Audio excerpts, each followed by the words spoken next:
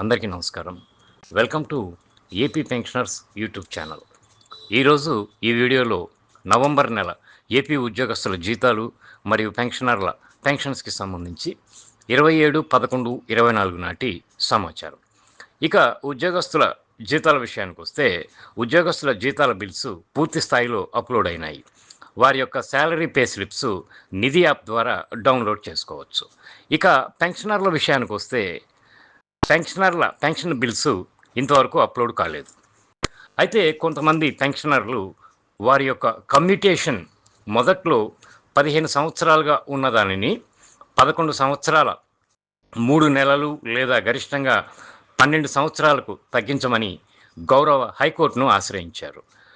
High court వారు పెన్షనర్ల అభ్యర్థనకు సానుకూలంగా స్పందించి తదుపరి ఉత్తర్వులు వచ్చేంత వరకు 135 నెలలు పూర్తయితే రికవరీ నిలుపుదల చేయమని ఆదేశించినందున రాష్ట్ర ప్రభుత్వం directorate of treasuries and accounts ద్వారా 26/11/24 ఏపీ కమ్యూటేషన్ ప్రారంభించిన తేదీ నుండి 31/10/24 నాటికి 135 నెలలు పూర్తి చేసిన పెన్షనర్లందరి నుంచి రికవరీ చేయొద్దని వారి దిగువ స్థాయి ట్రెజరీ శాఖలకు ఆదేశాలు జారీ చేసింది.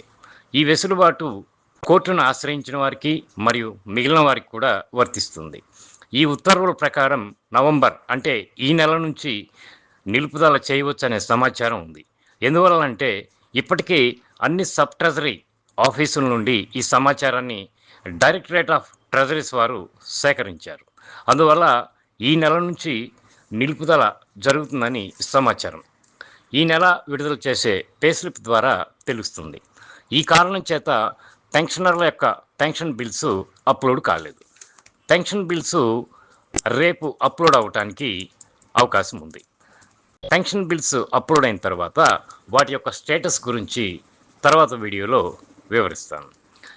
ఏది ఏమైనా మిగిలిన రాష్ట్రాలతో కంపేర్ చేస్తే చాలా తక్కువ మంది హైకోర్టులో కేసులు వేసినా రాష్ట్ర ప్రభుత్వం స్పందించి త్వరగా నిలుపుదల నిర్ణయం తీసుకుని పెన్షనర్లకు ఆర్థిక భారాన్ని మరియు ఒత్తిడిని తగ్గించినందుకు రాష్ట్ర ప్రభుత్వానికి ధన్యవాదాలు. ఇది పెన్షనర్లకు ఒక మంచి శుభవార్త అని చెప్పాలి. నా వీడియో కనుక నచ్చితే లైక్ చేసి షేర్ చేసి సబ్స్క్రైబ్ చేసుకుంటారని చెప్పి భావిస్తాను. ధన్యవాదాలు.